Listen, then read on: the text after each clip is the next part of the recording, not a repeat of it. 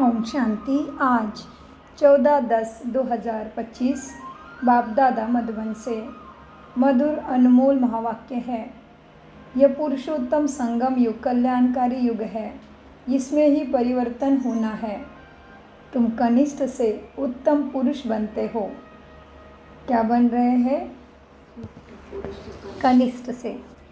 प्रश्न: इस ज्ञान मार्ग में कौन सी बात सोचने व बोलने से कभी उन्नति नहीं हो सकती?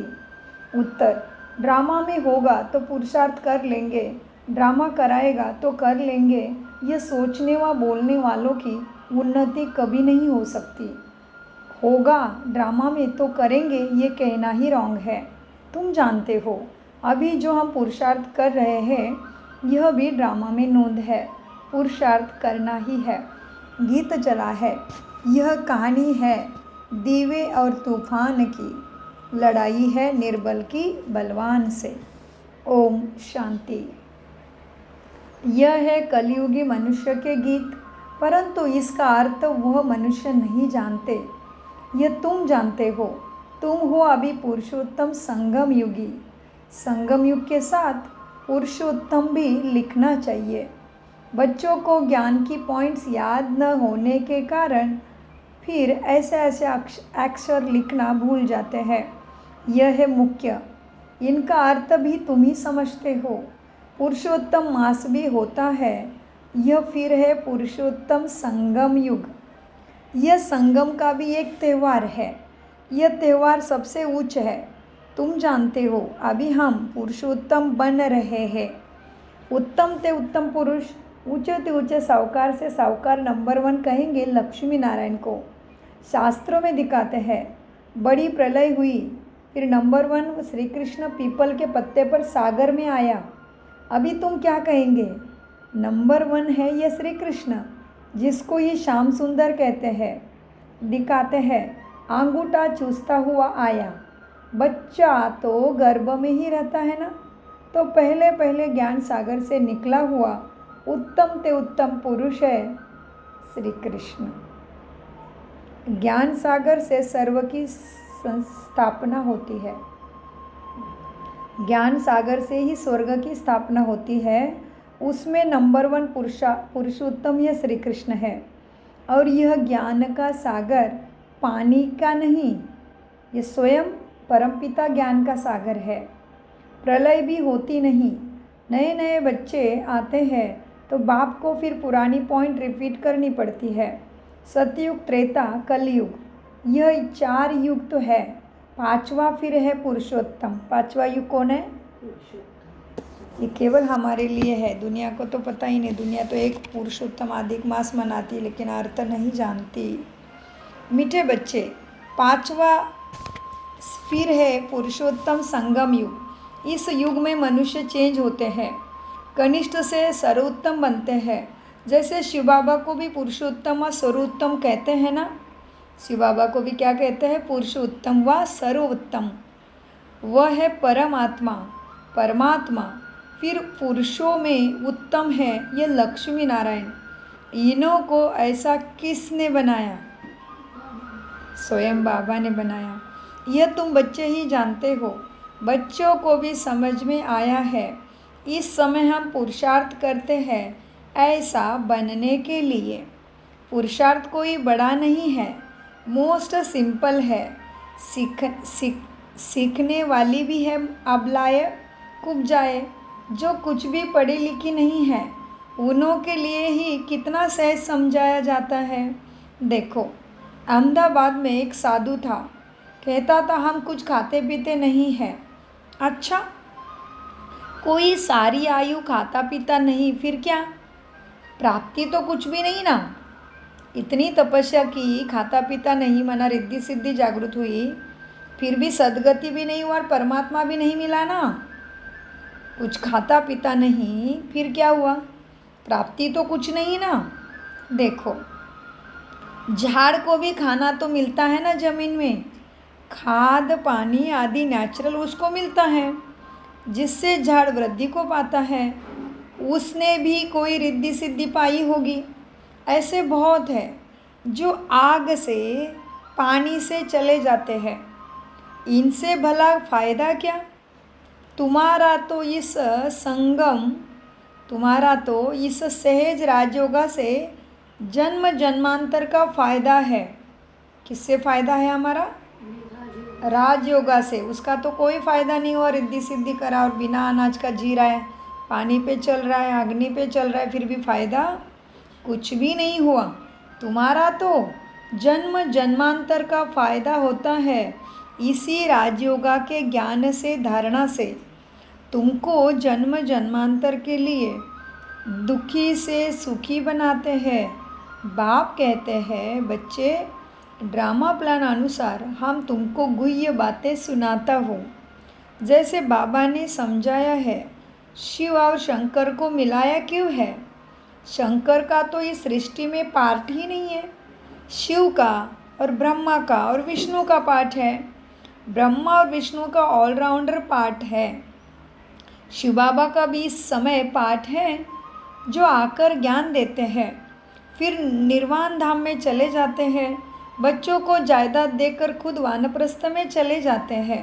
वानप्रस्थी बनना अर्थात गुरु द्वारा वाणी से परे जाने का पुरुषार्थ करना।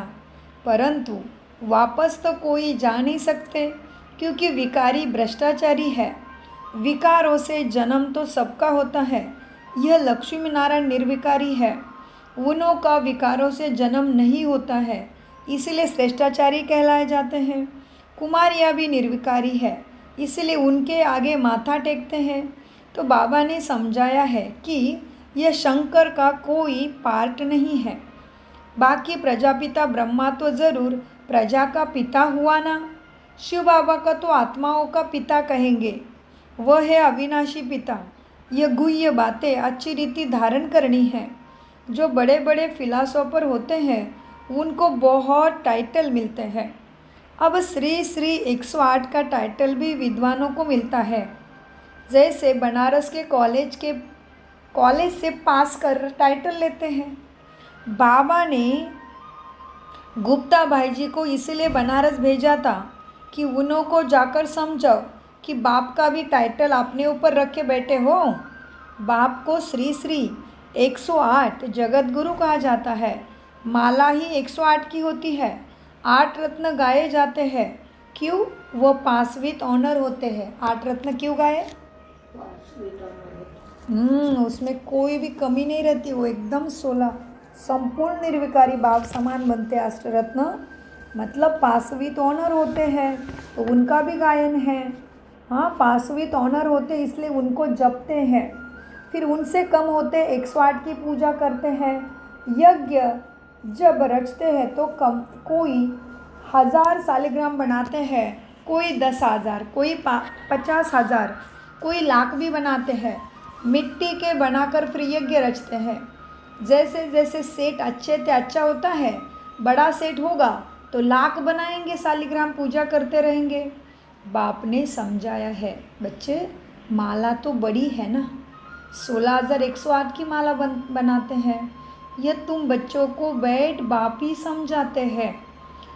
तुम सभी भारत की सेवा कर रहे हो। अंडरलाइन क्या बोला बाबा ने? तुम अभी भारत की सेवा कर रहे हो, वो भी बाप के साथ। तो कितना ऊंचा सम्मान हुआ। भारत की सेवा वो भी बाप के साथ। तो भगवान ने साथी बना दिया तो हम कितने ऊंचे हो गए देखो। तो हम कैसे अलबेले बन सकते? हमें दैवी गुण धारण करना ही चाहिए। तुम सभी भारत की सेवा कर रहे हो बाप के साथ। बाप की पूजा होती है तो बच्चों की भी पूजा होनी चाहिए। यह नहीं जानते कि रुद्र पूजा क्यों होती है। बच्चे तो सब शिव बाबा के हैं। इस समय सृष्टि की कितनी आदमशुमारी है, इसमें सब आत्माएं शिव बाबा के बच्चे ठहरे ना। परंतु मददगार तो सब नहीं होते। तो हम कितने ऊंचे हो गए, सारी दुनिया बाबा के बच्चे, लेकिन सब भगवान के मददगार नहीं बने, हम बनते हैं। इस सृष्टि की कितनी आदमशुमारी है, इसमें सब आत्माएं शिव बाबा के बच्चे ठहरे ना। परंतु मददगार सब नहीं होते। इस समय तुम जितना याद करते हो उतना क्या पाएंगे? जितना याद करते हो उतना ऊंच पद पाते हो। सब कुछ याद के ऊपर है ना। सो इस समय तुम जितना याद करते हो उतना ऊंच बनते हो, पूजन लायक बनते हो। ऐसे और कोई की ताकत नहीं जो यह बात समझाए। इसीलिए कह देते ईश्वर का अंत कोई नहीं जानते। बाप ही आकर समझाते हैं। बाप को ज्ञान का सागर कहा जाता है। तो ज़रूर ज्ञान देंगे ना। प्रेरणा की तो कोई बात नहीं। भगवान कोई प्रेरणा से समझाते हैं क्या? तुम जानते हो उनके पास क्या है? भगवान के पास सृष्टि के आदि मध्य अंत का ज्ञान है। वह फिर तुम बच्चों को सुनाते हैं। यह तो निश्चय है ना? है निश्चय? हाँ जी बाबा, यह तो निश्चय है ना। क्या निश्चय है? भगवान के पास सृष्टि के आदि मध्य अंत का ज्ञान है। वह तुम बच्चों को ही सुनाते हैं। यह निश्चय है ना? है बाबा। निश्चय होते हुए भी फिर बाप को भूल जाते हैं। बाप की याद यह है पढ़ाई का सार। बाप की याद क्या है?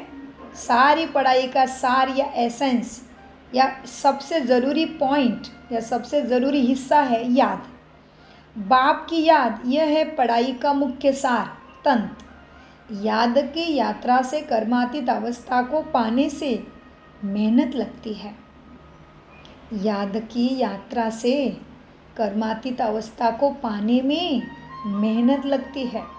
इसमें ही माया के विघ्न आते हैं। पढ़ाई में इतने विघ्न नहीं आते।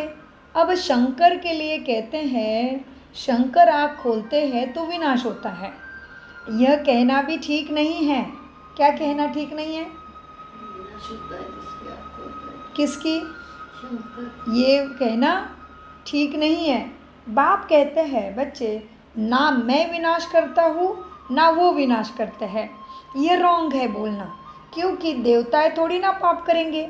एक तो शंकर को देवता बोला तो वो पाप कैसे करेंगे, तो विनाश कैसे करेंगे वो। अब शिव बाबा बैठ ये सब बातें तुम्हें समझाते हैं। आत्मा का यह शरीर क्या है? रथ है। आत्मा का यह शरीर है रथ। हर एक आत्मा को अपनी रथ पर सवारी है। हर एक आत्मा की अपने रथ पर सवारी है।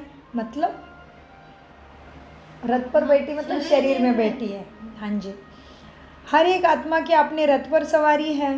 बाप कहते हैं मैं ब्रह्मा का तन लोन लेता हूँ, इसलिए मेरा दिव्य अलौकिक जन्म कहा जाता है।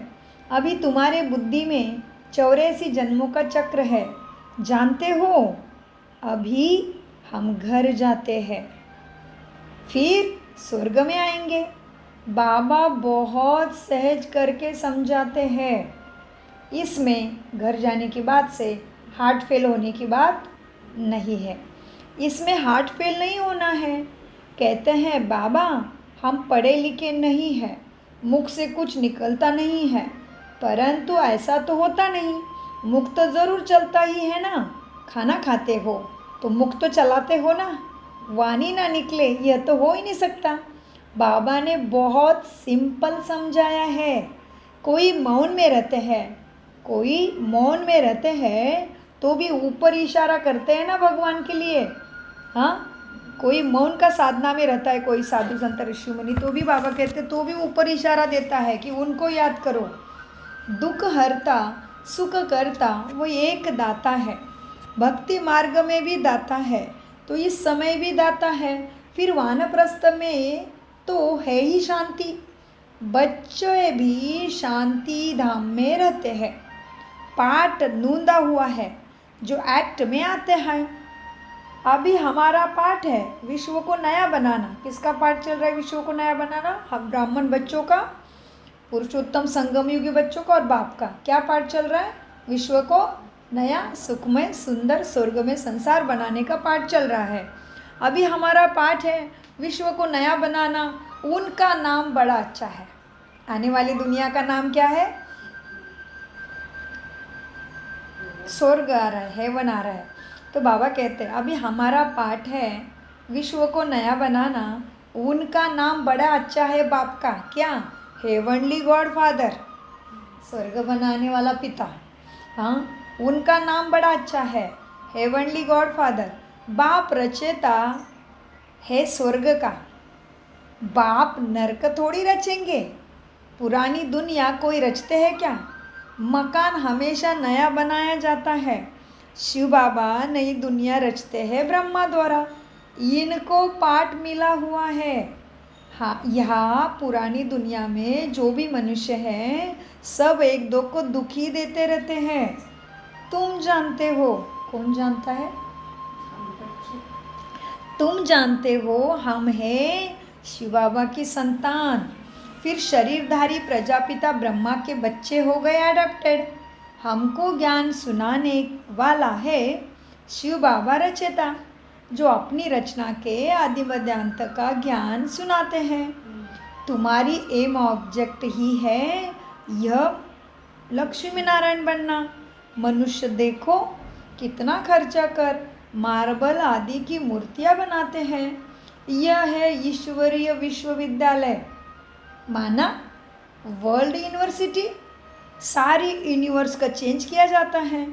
उनों के जो भी कैरेक्टर्स हैं ना मनुष्य के, अभी सब आसुरी है, आदि मध्य अंत दुख देने वाले कैरेक्टर है।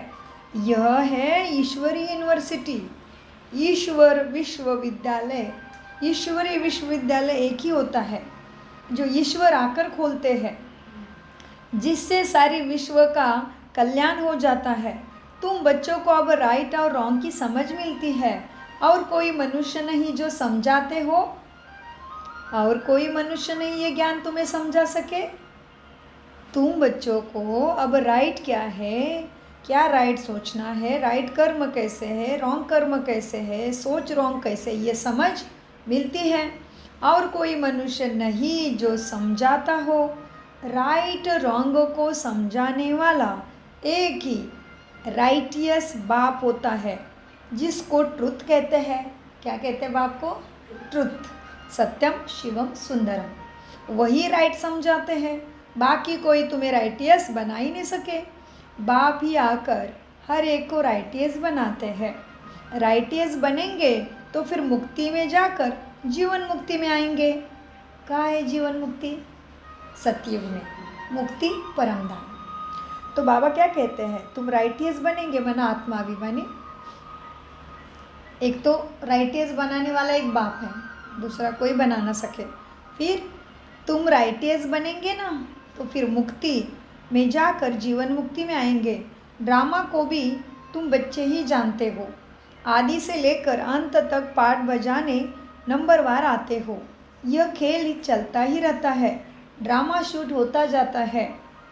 यह एवर न्यू है, यह ड्रामा कभी पुराना नहीं होता है, और सब नाटक आदि विनाश हो जाते हैं। यह बेहद का अविनाशी ड्रामा है, इसमें सब अविनाशी पाठधारी है। अविनाशी खेल वह मांडवा देखो कितना बड़ा है। बाप आकर पुरानी सृष्टि को फिर नया बनाते हैं। वह सब तुमको साक्षात्कार होगा। जितना नज़दीक आएंगे फिर तुमको खुशी होगी। साक्षात्कार कराएंगे, कहेंगे अब पाठ पूरा हुआ, ड्रामा को फिर रिपीट करना है। फिर नए सिरे पाठ बजाएंगे। जो कल्प पहले बजाया है इसमें ज़रा भी फ़र्क नहीं हो सकता। इसीलिए जितना हो सके तुम बच्चों को उच्च पद पाना चाहिए, पुरुषार्थ करना है। इसमें कंफ्यूज मूंझना नहीं है। ड्रामा को जो कराना होगा वो कराएगा, ये कहना रॉन्ग है। हमको तो पुरुषार्थ करना ही है। अच्छा, मीठे मीठे सिखिलते बच्चों प्रति माता पिता बाप दादा का याद प्यारा और गुड मॉर्निंग। रूहानी बाप की रूहानी बच्चों को नमस्ते। हम रूहानी बच्चों की रूहानी बाप दादा को याद प्यार गुड मॉर्निंग। नमस्ते प्यारे बाबा, नमस्ते। हम हैं आत्म अभिमानी, बुद्धि से सब कुछ समझते, ज्ञान को धारण करते और कराते। धारणा, पढ़ाई का सार माना तंत्र बुद्धि में रख, याद की यात्रा से कर्मातीत अवस्था को पाना है। उच्च पूजनीय बनने के लिए बाप का पूरा मददगार बनना है। सत्य बाप द्वारा राइट रॉन्ग की समझ मिली है ना, उससे राइटियस्ट बन, जीवन बंध से छूटना है। मुक्ति और जीवन मुक्ति का वर्षा तुम्हें लेना है। वरदान, आपस में स्नेह की लेन देन द्वारा सर्व को सहयोगी बनाने वाले सफलता मूर्त भव। वरदान लेते हैं, आपस में स्नेह की लेन देन द्वारा सर्व को सहयोगी बनाने वाले सफलता मूर्त भव। विस्तार, अभी ज्ञान देने और लेने की स्टेज पास की है। अब स्नेह की लेन देन करो। जो भी सामने आए, संबंध में आए तो स्नेह देना है और लेना है। इसको कहा जाता है सर्व के स्नेही और लवली। ज्ञान दान अज्ञानियों को करना है, लेकिन ब्राह्मण परिवार में इस दान के महादानी बनो। संकल्प में भी किसी के प्रति स्नेह के सिवाय और कोई उत्पन्न न हो। जब सभी के प्रति स्नेह हो जाता है तो स्नेह का रिस्पॉन्ड सहयोग होता है और सहयोग का रिजल्ट सफलता प्राप्त होती है। स्लोगन, 1 सेकंड में व्यर्थ संकल्पों को फुल स्टॉप लगा दो। 1 सेकंड में व्यर्थ संकल्पों पर फुल स्टॉप लगा दो। यही तीव्र पुरुषार्थ है। तीव्र पुरुषार्थ करो बाबा कहते हैं, है ना। तो तीव्र पुरुषार्थ की परिभाषा कितनी सहज बताई बाबा ने। 1 सेकंड में व्यर्थ संकल्पों पर फुल स्टॉप, यही तीव्र पुरुषार्थ है। माते श्री जी के मधुर अनमोल महावाक्य। आजकल मनुष्य जीवन को ही मोक्ष कहते हैं। आजकल मनुष्य मुक्ति को ही मोक्ष कहते हैं। वो ऐसे समझते हैं जो मुक्ति पानी है वो जन्म मरण से छूट जाते हैं। वो लोग तो जन्म मरण में न आना इसको ही ऊंचा पद समझते हैं, वही प्रारब्ध मानते हैं। जीवन मुक्ति फिर उसको समझते हैं जो जीवन में रहकर अच्छा कर्म करते हैं। जैसे धर्मात्मा लोग हैं उन्हों को जीवन मुक्ति समझते हैं, क्योंकि वो अनेक लोगों को शिष्य बना के बैठे हैं। बाकी कर्म बंधन से मुक्त हो जाना वो तो कोटों में कोई विरला ही समझते हैं। अब यह है उन्हों की अपनी मत, लेकिन हम तो परमात्मा द्वारा जान चुके हैं ना कि जब तक मनुष्य पहले विकारी कर्म बंधन से मुक्त नहीं हुआ है तब तक आदि मध्य अंत दुख से छूट नहीं सकेंगे। तो इससे छूटना यह भी एक स्टेज है। तो भी पहले जब ईश्वरीय नॉलेज को धारण करे तभी ही उस स्टेज पर पहुंच सके जिसको जीवन मुक्ति कहते हैं। और उस स्टेज पर पहुंचाने वाला स्वयं परमात्मा चाहिए, क्योंकि मुक्ति जीवन मुक्ति दाता वही है। वह भी एक ही समय आए सबको मुक्ति जीवन मुक्ति दे देते हैं। बाकी परमात्मा कोई अनेक बार नहीं आते हैं, तो वो लोग ना मुक्ति को समझते, ना मोक्ष को समझते, ना जीवन मुक्ति को समझते हैं। परमात्मा एक ही बार आके सबको ही मुक्ति जीवन मुक्ति दे देते हैं। बाकी परमात्मा कोई अनेक बार नहीं आते। ना कि ऐसा समझो कि परमात्मा ही सब अवतार धारण करते हैं, ऐसा भी नहीं है। ओम शांति। अव्यक्त इशारे, स्वयं और सर्व के प्रति मनसा द्वारा योग की शक्तियों का प्रयोग करो। अब मनसा सेवा है बेहद की सेवा। मनसा सेवा क्या है? मनसा सेवा बेहद की सेवा है। जितना आप मनसा से वाणी से स्वयं सैंपल बनेंगे तो सैंपल को देखकर स्वतः ही दूसरे आकर्षित होंगे। सिर पर दृढ़ संकल्प रखो तो सहज सेवा होती रहेगी। अगर वाणी के लिए समय नहीं है तो व्रति से सेवा करो। मनसा सेवा से परिवर्तन करने का समय तो है ना। अब सेवा के सिवाय समय गंवाना नहीं है। अंडरलाइन, क्या बोला? सेवा के सिवाय दूसरी चीज़ों में समय गंवाना ही नहीं है, नहीं तो प्राप्ति नहीं होगी। इसलिए अब सेवा के सिवाय समय गंवाना नहीं है। निरंतर योगी, निरंतर सेवाधारी बनो। यदि मनसा सेवा करना नहीं आता है तो भी अपने संपर्क से, अपने चलन से भी सेवा कर सकते हो। ओम शांति, ओम शांति, ओम शांति। मीठे प्यारे बाप दादा का अनगिनत पदम गुना शुक्रिया, शुक्रिया, शुक्रिया।